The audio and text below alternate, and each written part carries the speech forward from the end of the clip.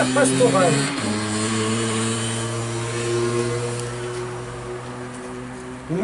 Il est remarquable que la Providence m'ait ramené au point où ma vocation sacerdotale a pris son premier départ, c'est-à-dire au service pastoral. Le service pastoral, c'est le service des gens tels qu'ils sont à la base. Maintenant, je me trouve en plein ministère direct des âmes. Donc, je ne sais pas à quelle époque c'était, peu importe. À la vérité, j'ai toujours estimé que pour un ecclésiastique, ce qu'on appelle la diplomatie doit toujours être imprégné d'esprit pastoral. C'est-à-dire l'attention aux gens pour qui on doit décider quelque chose. Autrement, elle ne vaut rien et elle rend dérisoire une mission sainte. Si la diplomatie, c'est essayer de magouiller pour arriver à ses fins, non. C'est essayer de travailler pour le bien des gens. Maintenant, je suis placé en face des vrais intérêts de l'Église par rapport à sa finalité qui est de sauver les âmes et de les conduire au ciel. Cela me suffit et j'en remercie le Seigneur. Alors voilà, les deux écueils à éviter pour quelqu'un qui veut être pasteur, c'est-à-dire être près des gens et conduire les gens et les conduire avec amour comme le bon pasteur. Alors ça peut être les prêtres, ça peut être vous dans vos responsabilités. Voilà, être des pasteurs, il faut éviter deux excès, l'autoritarisme et le paternalisme. Alors, l'autoritarisme étouffe la vie et conduit à une discipline rigide, extérieure, ainsi qu'à une hyper-organisation compliquée, nuisible. Il réprime les initiatives légitimes, est incapable d'écoute, confond dureté et fermeté, inflexibilité et dignité. C'est vraiment bien étudié, il décortique bien les choses. L'autoritarisme, c'est celui qui fait pression, qui « je suis le chef, c'est moi qui commande ». Voilà, donc une discipline rigide, il n'y a pas de souplesse. Extérieur, c'est de l'extérieur, on ne tient pas compte des gens, c'est des numéros. Voilà. Ainsi qu'à une hyper-organisation compliquée. Alors ça, il met bien. L'hyper-organisation compliquée. Il y en a partout, dans toutes les administrations, et même dans l'Église. C'est souvent hyper compliqué. Et ça devient de plus en plus maintenant. Enfin bref. Donc, il réprime. Moi je trouve que c'est... Voilà. Comment? Il y a trop d'organisation. Mais le pape François a bien critiqué ça. Même quand on va demander le baptême, qu'on demande le mariage, il y a... Moi j'ai vu, actuellement, pour signaler ça, j'ai 4 adultes qui se préparent au baptême. C'est beau quand même, des gens de... 4 qui viennent de... C'est récent, Michel peut vous le dire. Et un homme, 2 femmes, j'ai un jeune, etc. Mais le diocèse nous demande de remplir une feuille recto-verso. C'est une sorte d'enquête. Leur situation de famille, leur ci, leur là. Ça, le pape François appelle ça la douane. Pour être baptisé, on ne doit pas passer par des douanes pour voir si on est dans les normes. Si on est ami avec Jésus, il nous prend tel qu'on est. Alors, donc ça veut dire que, et comme maintenant la vie des gens, c'est de moins de... Il n'y a plus grand monde, il n'y a plus beaucoup de personnes qui sont dans les normes. Bon, on va baptiser plus personne. René, ça vient de qui si c'est pas du Vatican? Mais ça vient des fois des paroisses, ça vient des fois des diocèses. Ça vient des fois des curés, parce qu'on est tous... Il y en a qui sont plus compliqués que d'autres. La simplicité, la bonhomie, il faut arranger les choses. Ben, quand on a des gens qui veulent faire une bonne démarche, ben, on ne va même pas leur demander... On ne va pas leur demander d'être chrétiens avant de le devenir. En gros, c'est ça. On ne baptise que ceux qui sont chrétiens, mais alors c'est pas la peine. Si des gens ont une situation de famille, divorcés, etc., mais qui ont envie de connaître Jésus-Christ ben, il faut d'abord les accompagner, il ne faut pas d'abord les juger. Bon, moi c'est ça. Donc l'autoritarisme. Est-ce qu'on peut passer outre ces questions-là? Comment? Est-ce que par exemple, tu peux passer outre toutes ces questions-là? Eh ben, on peut passer outre un peu quand même, oui.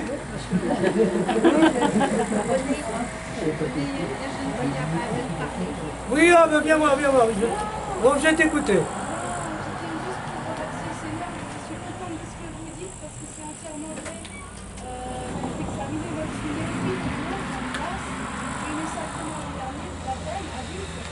Tu as eu le sacrement?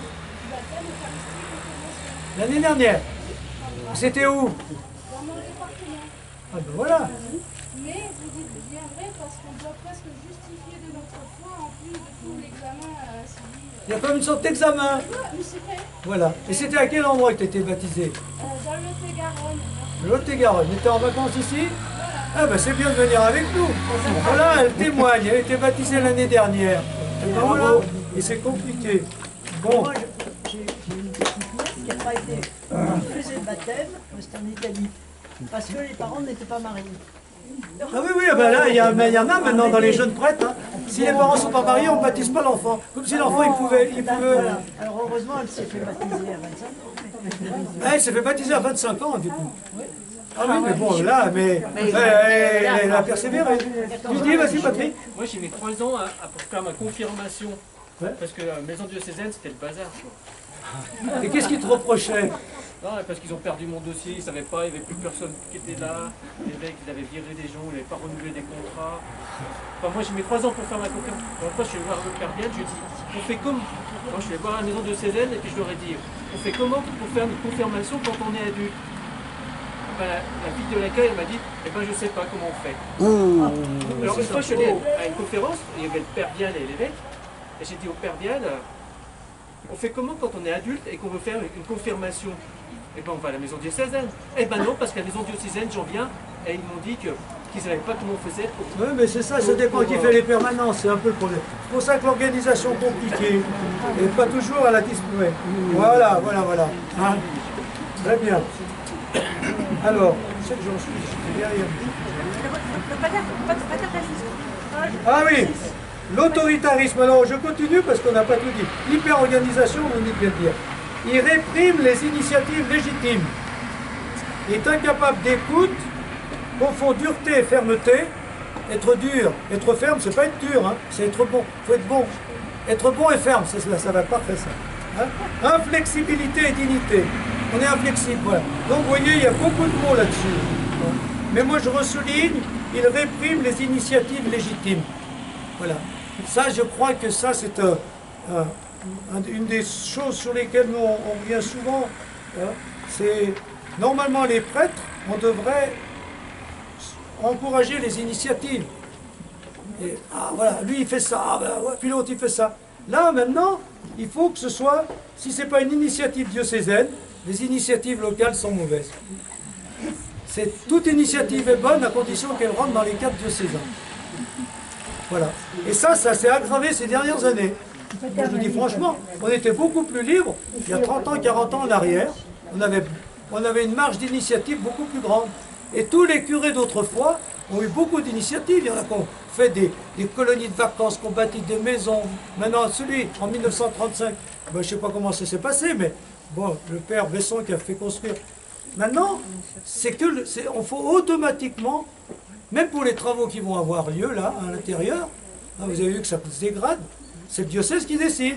Le curé, il n'existe plus. Les chrétiens du point, ils disent on souhaite. C'est nous qui décidons. Donc c'est tout centralisé.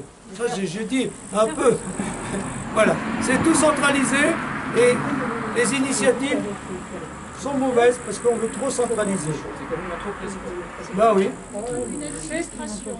C'est comme une administration. Oui, oui, oui, oui. C'est-à-dire que la tentation, on voulait de l'unité. On voulait de l'unité, mais maintenant, l'unité en centralisant, ça tue les initiatives. Ça, c'est vraiment dommage. Hein.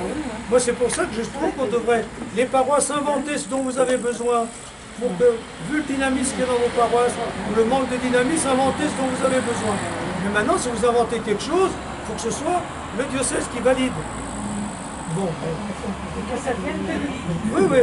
Alors, l'autre problème, le paternalisme, est aussi une caricature de la paternité. Le maternalisme, ça n'existe pas. Hein. Et pourquoi ça n'existe pas le maternalisme? Les mères qui en font trop, parce que les femmes respectent l'individu. Ben, je t'écoute, je me rachète. Le paternalisme est aussi une caricature de la paternité. Il maintient les gens dans l'immaturité de façon à préserver sa propre position de supériorité. Voilà, je donne, mais c'est moi qui donne. Hein.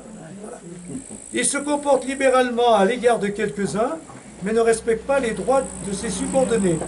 Il adopte un langage protecteur et n'accepte pas la véritable collaboration. Voilà, c'est pas d'égal à égal.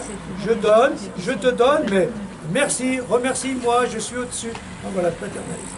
Donc le ministère pastoral, être près des gens, servir le peuple, servir les gens, mais en étant avec eux, mais donc sans autoritarisme et sans paternalisme. Donc c'est plutôt la co-responsabilité d'égal à égal, de se respecter. Voilà. Dans nos responsabilités, éviter l'autoritarisme et le paternalisme, être à l'écoute des gens et au service des âmes, avec un esprit pastoral.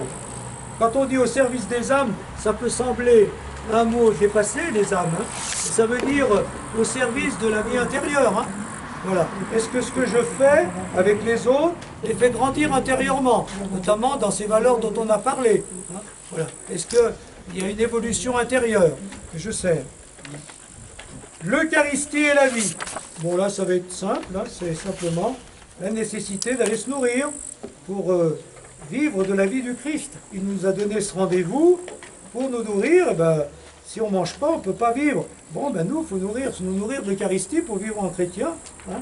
L'Eucharistie, en infusant dans le cœur de l'homme une nouvelle énergie, l'amour surnaturel, renforce l'amour humain en même temps qu'elle l'endigue et le purifie, le rendant plus solide, plus authentique. C'est l'homme tout entier, lorsqu'il a Dieu dans son cœur, qui se trouve intérieurement harmonisé, renforcé dans sa personnalité, de sorte que les vertus naturelles elles-mêmes se trouvent surélevées et stimulées, jusqu'à parvenir à la maturité du type idéal d'homme parfait créé à l'image de Dieu. Les relations humaines prennent également par là un ton nouveau pour celui qui possède Dieu, parce que l'Eucharistie, en engendrant et en alimentant l'amour vrai, adoucit les âmes, freine les désirs, calme les tumultes de l'esprit et incite efficacement au bien, à la justice, à la miséricorde. Bon, c'est tout un développement. Hein. Bon, on retient surtout la dernière phrase. Et vous allez me dire si c'est ce que vous ressentez ou ce que vous vivez quand vous communiez et quand vous venez à la messe. Donc normalement, quand vous venez à la messe, ben, vous devez, grâce au Christ qui est là, bien, vous devez ressentir en vous de l'amour vrai, plus d'amour de Dieu et des autres. Hein? Voilà. Et adoucit les âmes. L'Eucharistie adoucit les âmes, c'est-à-dire nous donne une douceur intérieure. On se sent bien avec le Christ. Hein? Ça va? Ensuite, freine les désirs, se tempère. Hein? Voilà. On n'a pas des désirs excessifs. Et calme les tumultes de l'esprit. Ça, c'est bien. Hein? Quand on est un peu angoissé, inquiet, la messe, on se pose, ça fait du bien. On se ressource. Hein? Et nous incite, bien sûr, au bien, à la justice, à la miséricorde, à vivre le message de l'Évangile.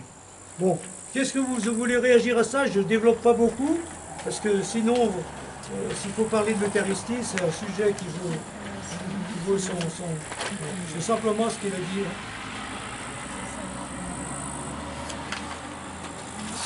Cherchez dans l'Eucharistie l'amour vrai qui édoucit l'âme, freine les désirs, moi je le dis, hein. Voilà ce qu'il faut faire. Donc vous préparez à la messe, c'est essayer de vivre ça. Hein. Ça va comme ça? Donc on va arriver au bout. Comme aujourd'hui il n'y avait pas la biographie, on arrive largement au bout. Vous réagirez, donc la conclusion. Comment? Ah non, j'ai cru que c'était quelqu'un qui parlait. L'une de mes phrases favorites, mais de grand réconfort. Nous ne sommes pas sur terre comme des gardiens de musée, mais pour cultiver un jardin de vie prospère et préparer un avenir glorieux. Le pape est mort, vive le pape. Hein, c'est ça. On est là, c'est pas pour dire. Autrefois, il y avait ci, il y avait là. Il faut que ce soit... Bon. La vie. La vie. Soignons la vie pour qu'il y ait encore plus de vie demain. Ça, c'est vrai sur le plan humain, c'est vrai sur le plan spirituel. Le pape est mort, on n'en parle plus. Vive le pape. Hein, voilà. Vous êtes bien dans cette nuance. Alors, on a juste 5-10 minutes pour voir tout le reste, mais la conclusion de tout ça, c'est facile à suivre, hein. Ça n'a pas été compliqué, je l'ai bien dit. Hein. Vous avez averti. Qui est-ce qui veut réagir à tout ce que ce bon pape Jean 23 nous a dit? Comment? Tout a bien été développé. Hein. Tout a été bien développé. Tout à lire, à relire, vérité, à avoir un petit livre, plusieurs petits livres à côté de son chevet, pour son imprimer, aussi pour le livre de mieux en mieux. On se sent drôle.